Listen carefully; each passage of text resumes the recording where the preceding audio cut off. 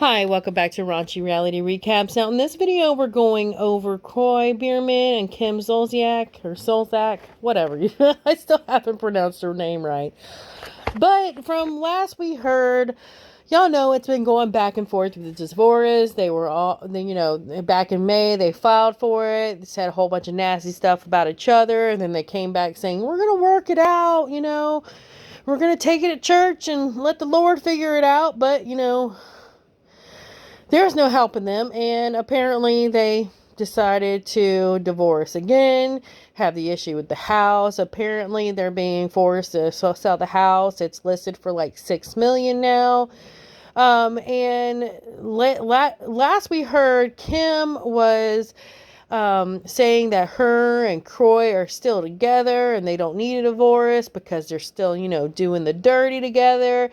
And Kroy says, nah, I'm just using her for that. I still want a divorce though. And so the judge, proceeded to say, hey, we're still going to go on with this divorce. Well, last thing we heard was that. And then also Kim was selling some bags and everything. Looking like she was getting some suitcases and everything at a store, some designer suitcases, and selling them. Well, if things couldn't get weirder, they sure got weirder. Now, apparently, Kim decided in all her debt and issues with the foreclosure of her house and everything, she's going to go get vaginal rejuvenation. Oh, I can't say that. She's gonna get the VJJ surgery. Now, there's nothing wrong with this. This is a good, if you're a female, you want this, all the power to you. But in Kim's situation, it's like, girl, do you really need this right now? Okay. And that's what I'm saying. Now, in the article, let's forget about Kroy for a second there. We're going to get back to him.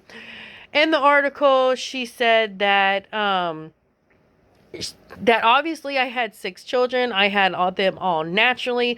So when I'm running or even when I sneeze, I do pee a little, which bothers me greatly, she said, of her decision to get the surgery, adding that she would be sharing more later.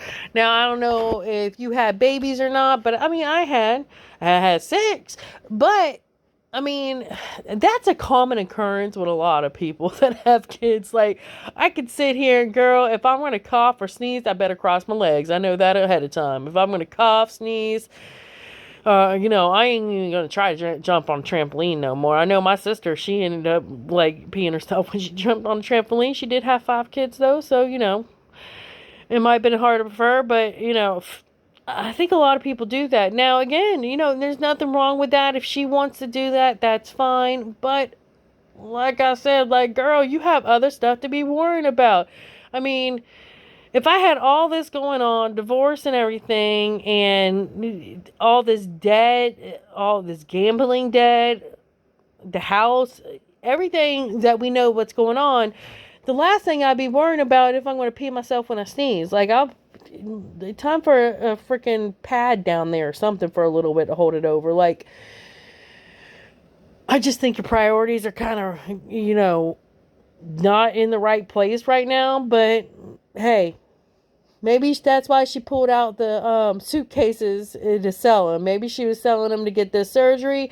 Maybe this doctor is offering, the surgery for free for, I guess for advertising it, or her being on social media. Some doctors do that. So yeah, I mean, if she's getting it for free, whatever, take advantage of it. But as far as financial wise, if you're having to pay for this out of pocket, girl, there's a lot more things that you need to be worried about besides that right now. Okay. And then, on top of that, y'all, let's get back to Kroy, because Kroy straight up went with her. And it said, apparently the sources, they say Kroy came with her to help her out. It's a big surgery. They said that noting the exes have a bizarre bond, they're going through a divorce, talking badly about each other, and then travel together. Which, yeah, that's the whole thing. That's why I knew this whole getting back together, that little time that they were trying to get it back together, it wasn't going to work.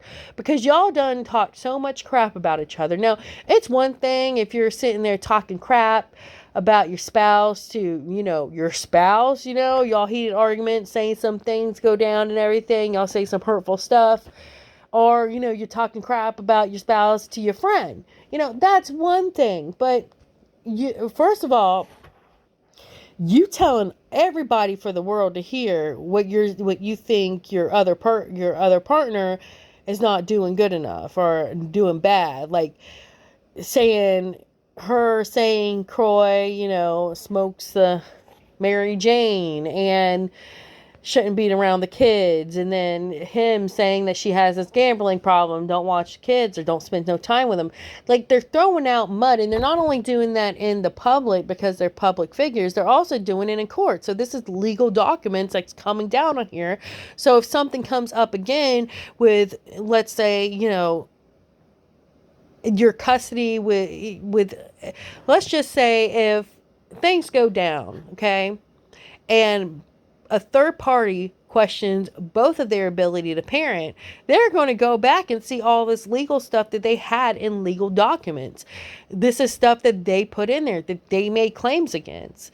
And, they're saying all this stuff. It's not like it's just out in the tabloids. It could be hearsay. This is literally them putting all this concerns they have for the other parent in legal documents. And when you're that willing to put stuff down in legal documents, it's going to be taken seriously. You know what I mean?